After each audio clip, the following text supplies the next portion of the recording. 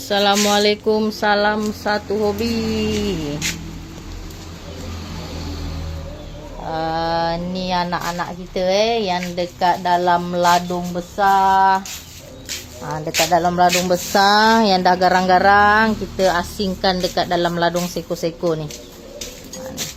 01, 02, 03, 04.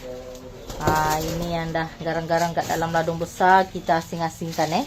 Ada 4 ekor kita asingkan kat dalam ladung seko-seko.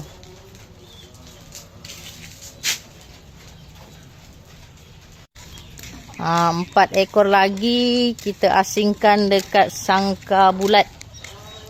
Ni ada 4 ekor baka-baka terbaik ni bosku. Ni baka-baka dari mesin gun, baka Pepsi, baka si runcing. Ada 4 ekor kita asingkan.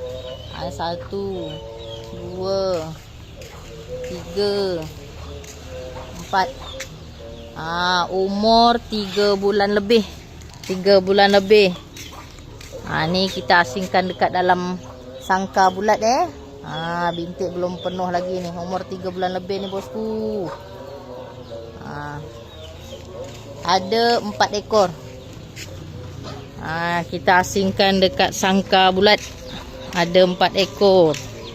Dekat sangka petak-petak kita asingkan ada 4 ekor juga ya.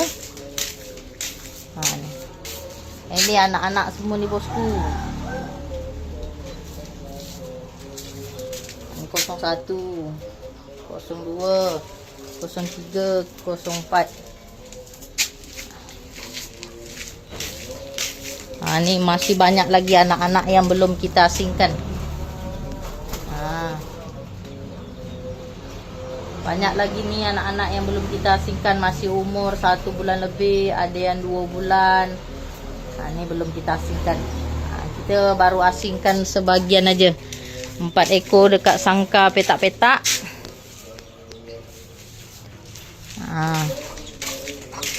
4 ekor lagi kita sangka bulat, kita asingkan dekat sangka bulat.